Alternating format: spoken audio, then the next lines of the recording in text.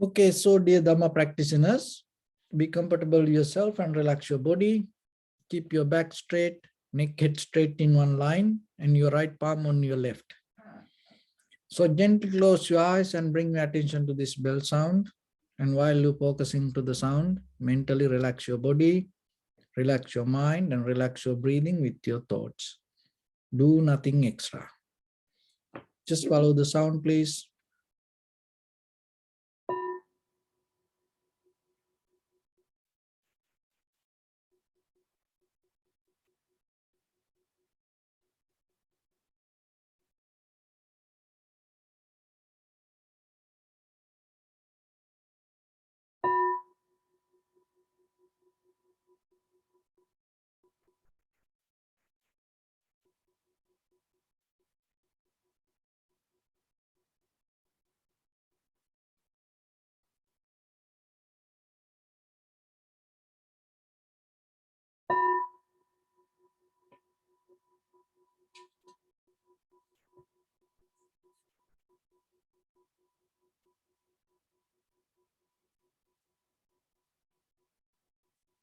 Namo tassa bhagavato arahato samma sambuddhassa. Namo tassa bhagavato arahato samma sambuddhassa. Namo tassa bhagavato arahato samma sambuddhassa. Homage to the Blessed One, the Exalted One, the fully enlightened One.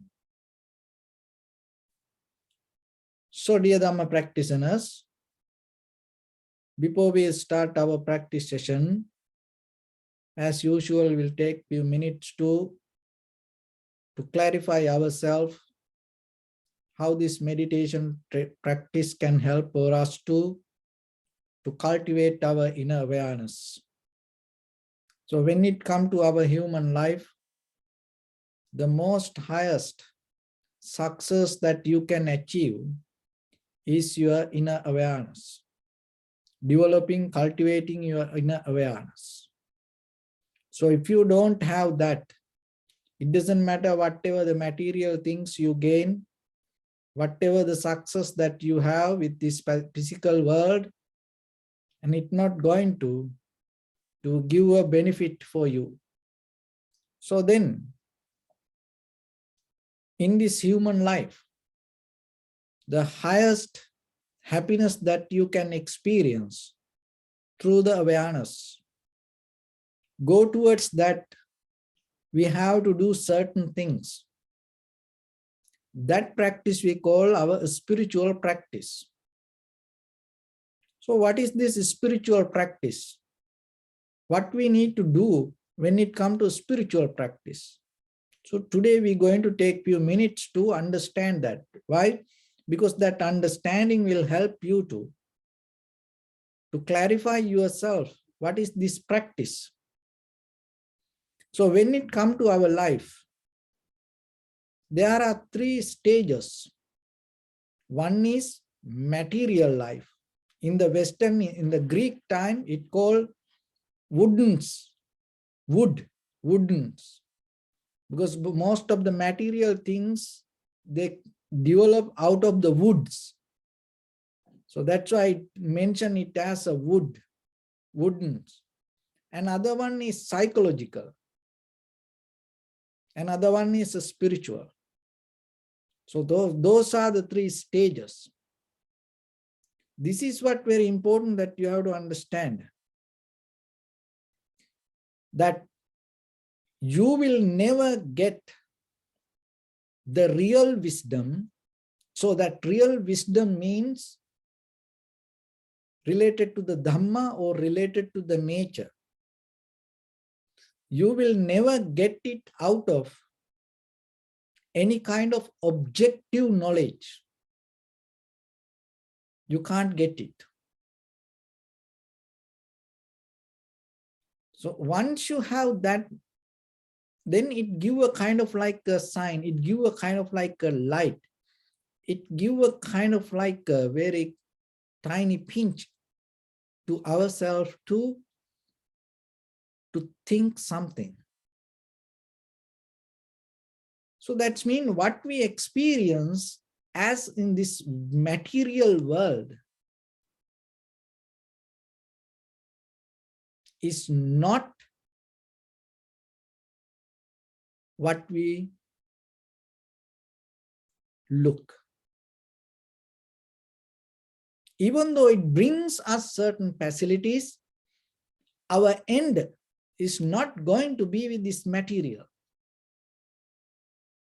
Another one is psychological. The psychological, so the mind, the thoughts, that also related to cankers.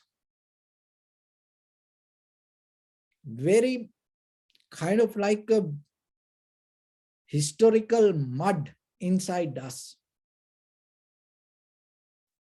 Mental formations. So using that mental formations also, you cannot get into spiritual, that the bottom level of experience. So then now you are too close to what is the spirituality. Now you know using the materials, you can't get it. So then you have to drop it. And using the psychological experience, that's mean the mind, then you have to drop that also. If you able to drop this both, you going to experience something. So then that experience is not belong to material, that experience not belong to thoughts or the ideas. How we can understand this? So it like this. Look at the sky. So the sky is empty. But even though sky is empty, this sky holds this entire universe.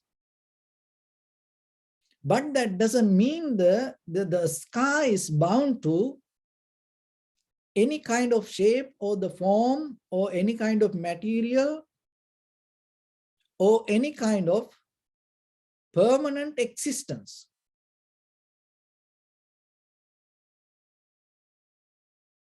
So then your mind also has that kind of capacity in you. You didn't experience it. You didn't know that. It kind of like a hidden treasure. So that's why in the ancient time, they mentioned that to get into your spiritual life, to develop your spirituality, you get out of things. And all the ascetic practice used to came, all the yogic that practice used to came out of that theory. And there are many examples. And it's kind of like a sculpture. When you have the piece of rock, and out of that rock you can make a very beautiful statue. So how you can do it? Not put something to inside it, but you take out all the unnecessary parts.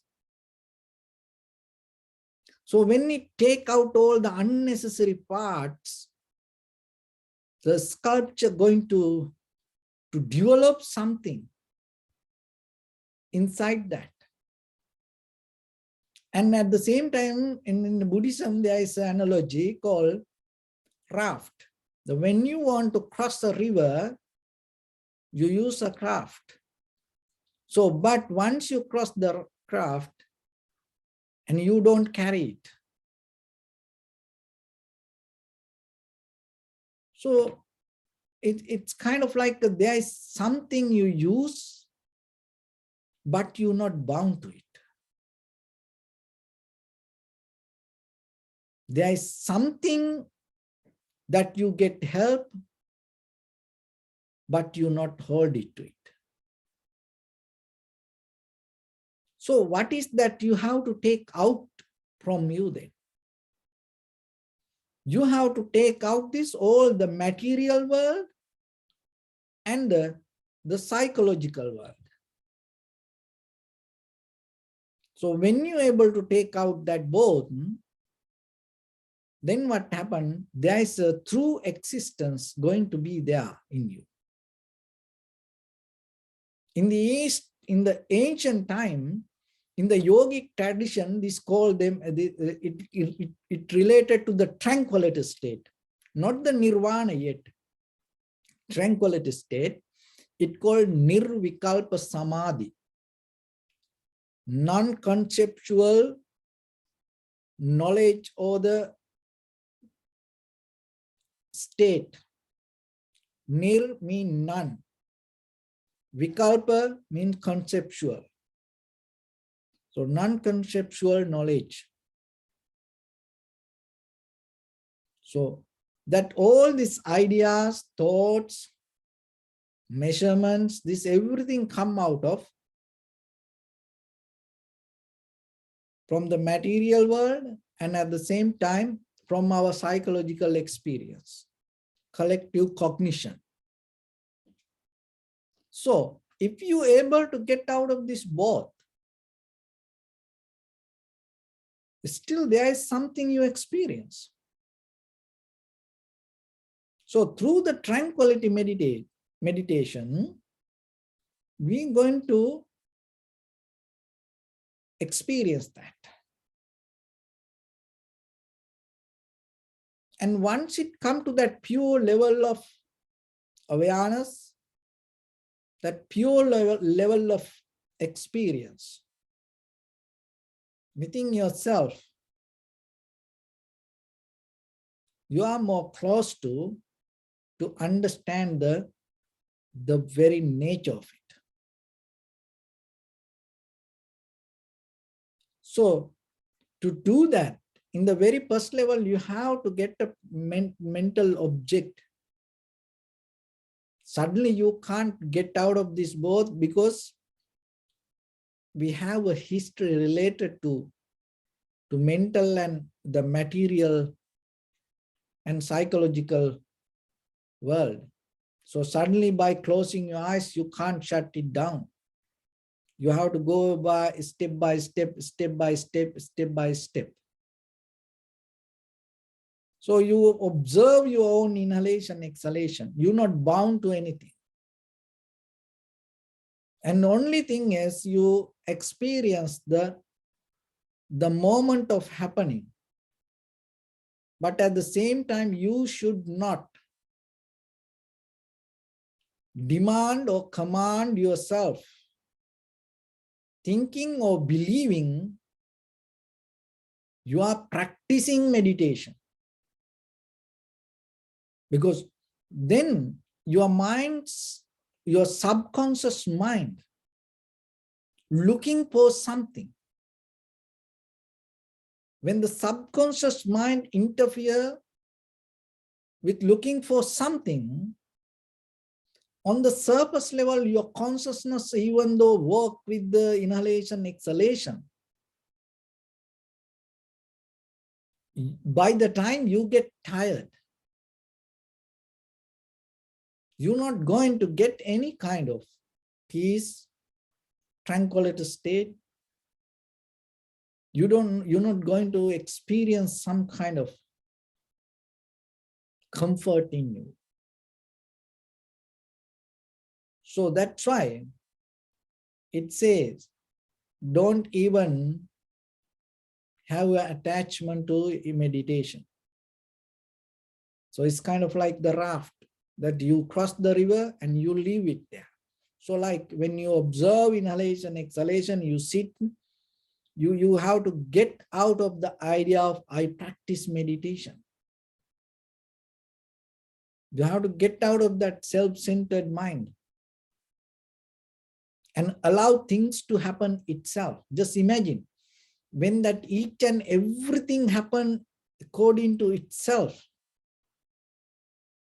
Just be limited to your body. Forget about the outside world. Just be limited to your body.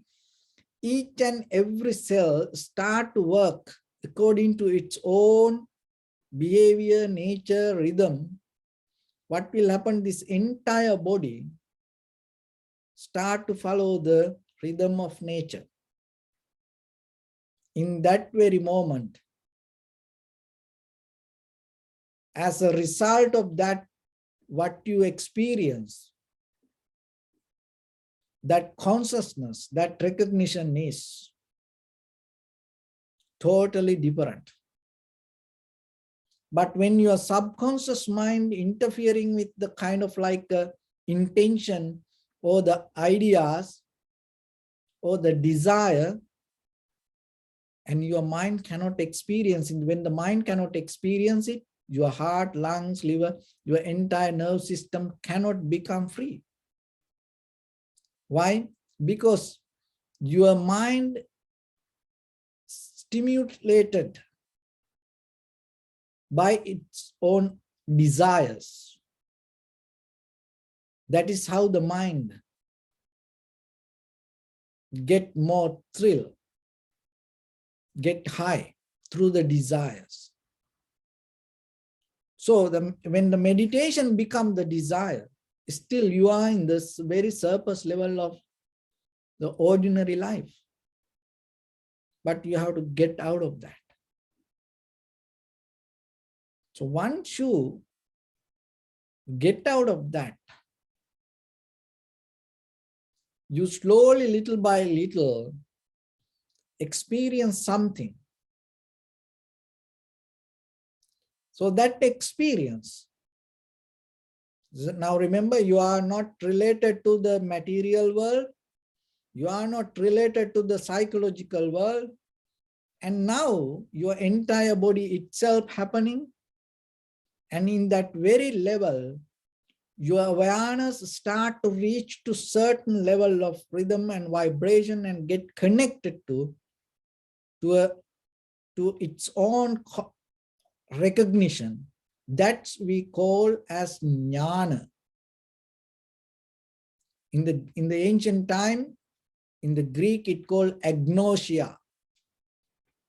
So the agnosia is a kind of like another way it called dark knowledge. Why it called dark knowledge? Dark unknown. Why it called that? Because these material things you can see. And your subconscious mind, your all the psychological things, you, even though it is not material, is still that you can kind of like experience, people live with it. But this dark knowledge, it's kind of like the same idea, kind of like a dark matters. You know, people talk about nowadays beyond the atoms, there is something, this dark matters. It's so powerful than this everything. So like that, why it called dark knowledge? Because there is something still that you can experience, which you can't get out of the material or by thinking or by object related knowledge. That is where we keep going. So it's kind of like then, you know, you were looking for a black hole, you know, in this entire universe, keep, you know, traveling. But still, the very beauty of it, the art of it, you should not bound to this body. You should not bound to this sitting. You should not bound to even to the technique. But still, you with it, without holding it, without naming it, without grasping it. So when you're able to come to that point, by the time, you little by little, little by little, you get into that depth. So that is where we keep going. And when it comes to that, what happened to you? Even how about that? What kind of experience going to happen to you? So it like this. In Zen meditation, it give a kind of like an example for that. You cannot hammer a nail to the sky. Always you need an object. So like that, once you get out of the object, that the material world, and this once you get out of the psychological world, there is no clinging no nature in you. Even though you see things, hear things, smell things, taste things, feel things, it kind of like you're trying to hammering a nail to the sky. There's nothing it's going to hold. So then yourself, moment by moment, let it experience by yourself, because you are the only one can do it. There is no one else can do. So then you have some self responsibility to keep work on it. And at the same time, don't bound to, don't get used to, don't attach to, don't kind of like a be like to, don't have any kind of desire based practice. Even when you listen to the any kind of Dharma talks, or if you listen to any talks, if you can do like that way, you desire less listening, you get something out of it. Right? Because if you have the, even if you have an intention or the desire, I want to get it, I want to get something, you lose the main idea of the talk. So then still you're listening, but moment by moment, you become desireless. Why you have to be desireless? Remember, as I mentioned, your mind is stimulated by desires. So in the very first level, in the tranquility state, what happens? Your mind becomes free from that, the stimulated nature. Then it becomes natural, normal. So once it have that natural state, it start to recognize the nature itself. So before we go to see the impermanent nature, in the very first level, you have to get your mind to this level. So that means natural level. So that means you get out of the material world, you get out of the psychological world. Let that things to be itself. Let the mind to be free from the past experience or the future desire. That doesn't mean it get out of the recognition. In this very moment, to experience right now, right here, to be like this, experience this moment for you, you no need any kind of the past experience. You no need any kind of any future desires. But that is where you become complete. That completion brings you some kind of recognition to yourself. Rather than hold it to that, rather than be with that, we believe deeply, oh, without past experience, oh, without future desires, we can't do this. That's why when you have a deeper, more strong desire to attain to enlightenment, you miss it. So it's like this. In the Western world, there is an example for this spiritual practice. It like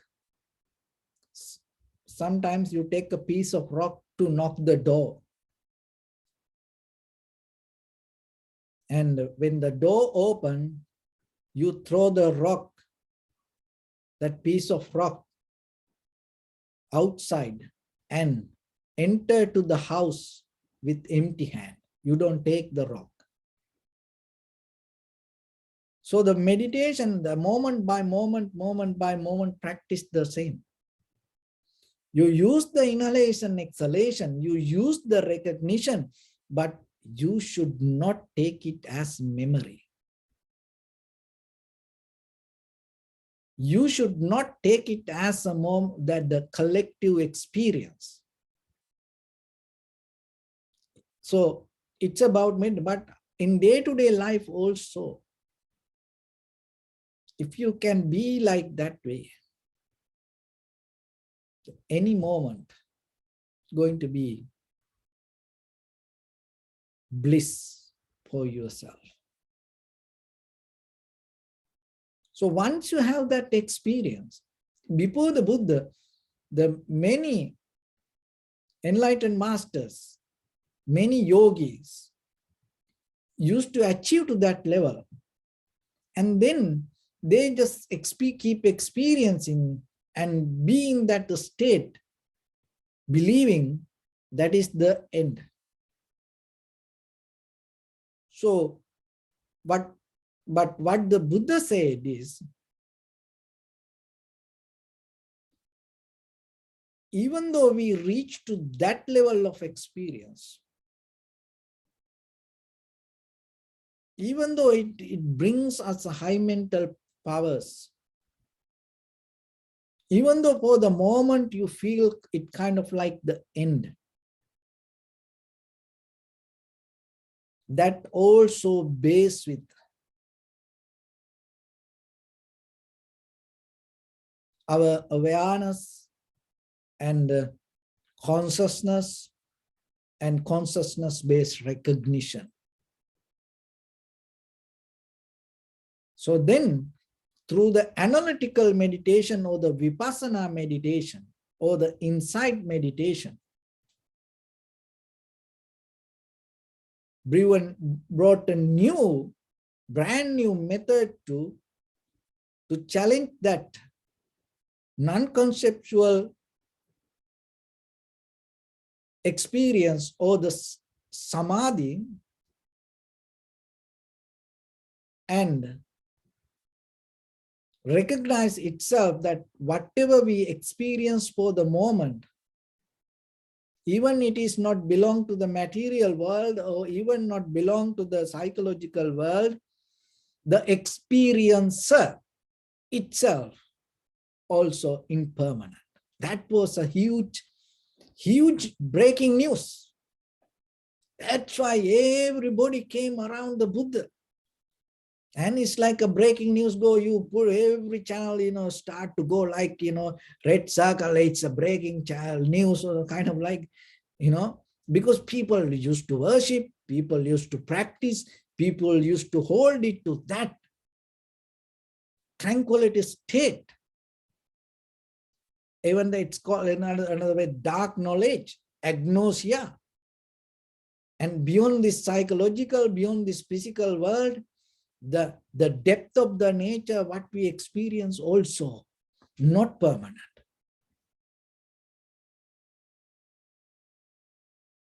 And then everybody start to question, why is that? How it is going to be impermanent like that way? It was not like, oh, Buddha said just, oh, accept it. No, there were huge arguments. People came and questioned. And there were many the conversations. And out of that, people understood this. People got into that. So what is the reason and how it become like that way, impermanent? Because it's like You breaking down things to parts. Buddha beautifully explained. And even yourself, you can experience anything once you take out parts. That whatever you experience as whole, as one, not going to be there anymore. So your computer here like this, or your cell phone, your iPad, you experience as a one. So that's why you can see this. That's why you can hear this. So how about once it take parts, that what you experience in this very moment, what will happen to it? It's going to disappear. So same like your eye, ear, nose, tongue, body, mind, this everything come together. And this all, everything in this physical body happen because of the very nature of four elements: heat, motion, liquidity, and hardness. That is the bottom line. There are many other things: the nature, the food, environment, so all other material things. So there are a lot of, but the final breakdown is the bottom level is heat, motion, liquidity, and hardness. There is nothing exists out of these four elements. And then the very nature of these four elements, it also changes moment by moment. So this is the final decision. There is no way, if out of the changeable elements, there is nothing can come permanent things. If the bottom level of fundamental elements are impermanent, and out of that impermanent elements, there is nothing can create something going to be permanent.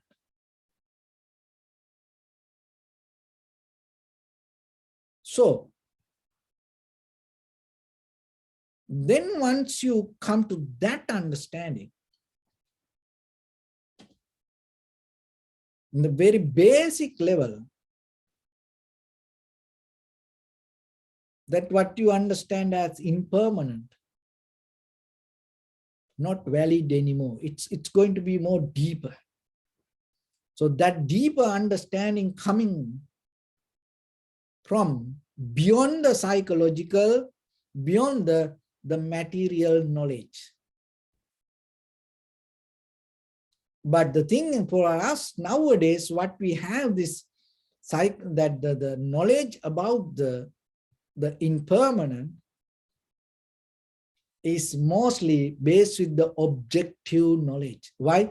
Because, oh, this breakdown, and then because of that it is impermanent. That good to understand or something. It give a kind of like a, show us the way to go. But this deeper understanding, when it comes through your inner observation and the experience, anymore your psychological or the material world cannot dominate your existence. So even though material world experience, even though psychological world you experience, you are not going to be with it, or you are not going to bound to that. That is where deeply you are becoming not going to happen anymore. That is where your liberation, your transformation going to happen. So then with this practice, in the very first level, little by little, let everything to settle down. Don't hold it to anything. So you get out of the past, you get out of the future desires, and just be with the moment. And then by the moment, and you go with the step by step, following your inhalation, exhalation, even without bounding to that own practice, thinking I practice meditation. And by the time you will reach to a moment to experience something not belong to words, when you come to that experience, from there, you can get a very clear view regarding what is the meaning of change. So let's get into practice a little bit. Your right palm on your left and neck head straight in one line. And be comfortable with your posture. And scan head to toes 3 times yourself and say Swapat Beva, or may I be well and happy 3 times.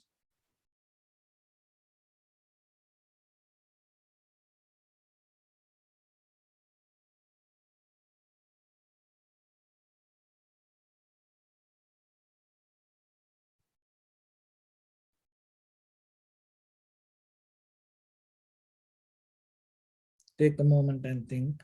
We gathered here in this moment to practice this ancient meditation technique. All the Buddhas, all the enlightened masters followed this path and achieved wisdom. So we also gathered here to accumulate that knowledge. In this moment with this sitting, may my body become more comfortable. May my breath be more smooth. May no difficulties come to me. May all the success come to me. Also think for a moment. This is the last moment we're spending in this very lifetime. And detach your mind from all your past memories and as well as any kind of future thoughts. Just try to remain in the present moment, observing the sensation of your inhalations and exhalations.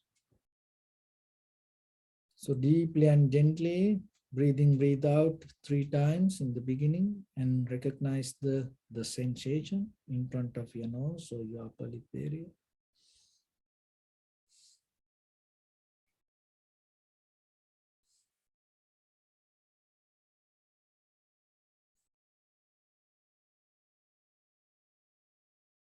And allow your inhalations, exhalations happen itself.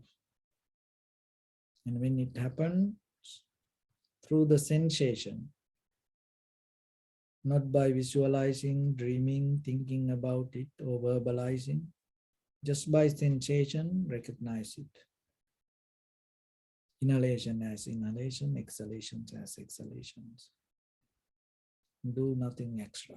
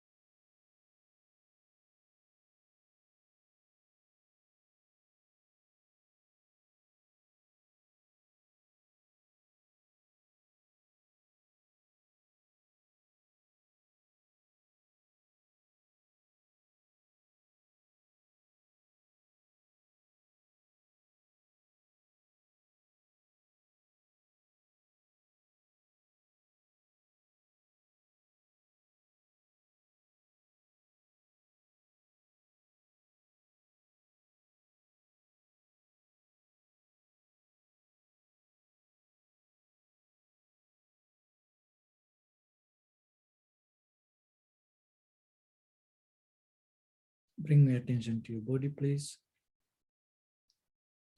Observe your posture.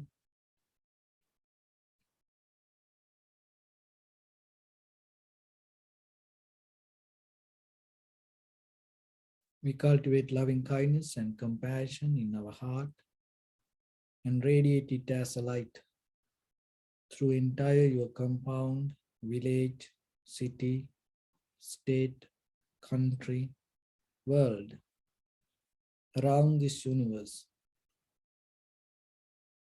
Also, as far as you can, through galaxies, other planets, stars. Reminding yourself like this.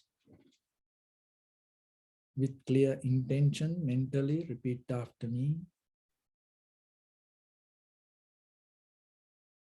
May all living beings in this universe be well and happy.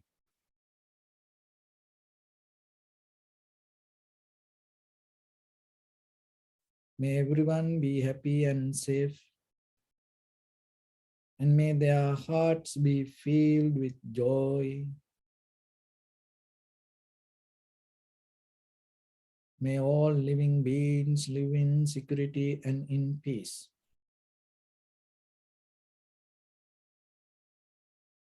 Beings who are frail or strong, tall or short, big or small, visible or not visible, near or far away, already born or yet to be born.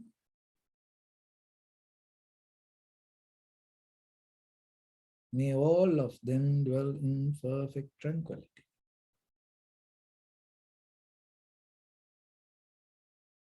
Let no one do harm to anyone. Let no one put the life of anyone in danger. Let no one out of anger or ill will wish anyone any harm.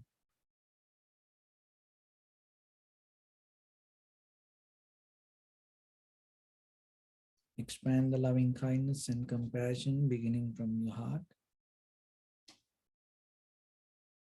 Forward, visualize yourself and send it as a light.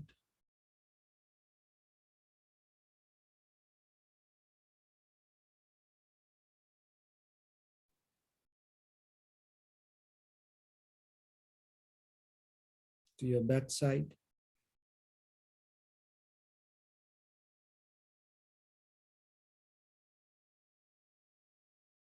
to your left side,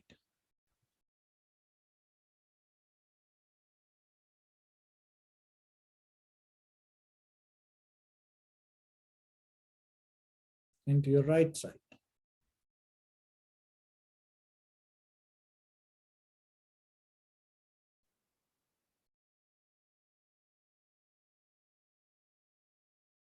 Downwards,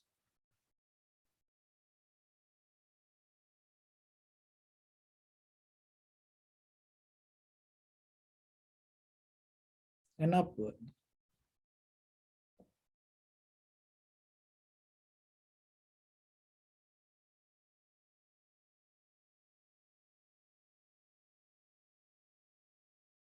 To all six directions at once, like the moon, the sun, spread the light, spread the energy, without any condition, without any limitation, without any resistance or without any judgment. Let your heart to shine with the loving kindness and compassion from the bottom of it, with the maximum effort to the highest. Wishing yourself, may all living beings in this universe be well and happy.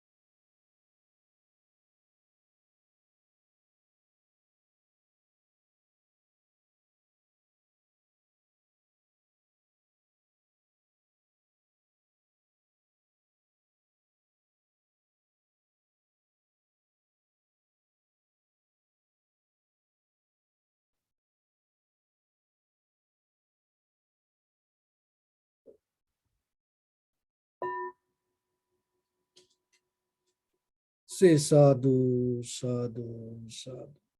So first of all, we offer this practice to the great qualities of the Buddha, Dhamma, and the Sangha. And also by the power of this meritorious deed, may all of us attain to the supreme bliss of Nibbana. Also may all your guardian angels and deities will receive these merits and increase their longevity and protect all of you from any kind of planetary influences or any ill effects. Ittavata chami sampadang punya sampadang sabbe deva numodantu sabba sampatti siddhya sabbe bhuta numodantu sabba sampatti siddhya sabbe satta anumodantu sabba sampatti siddhya Maya Dhamma Nudhamma Patipattiya Buddhang Pujemi Dhammang Pujemi Sanghang Pujemi Attaya Imaya Patipattiya Jati Jara Vyadhi Maranam Ha Paribunjisami Idamme Punya Kammang Asavakkaya Vahang Hotu Sabba Dukkha Pamuncatu. Bless you.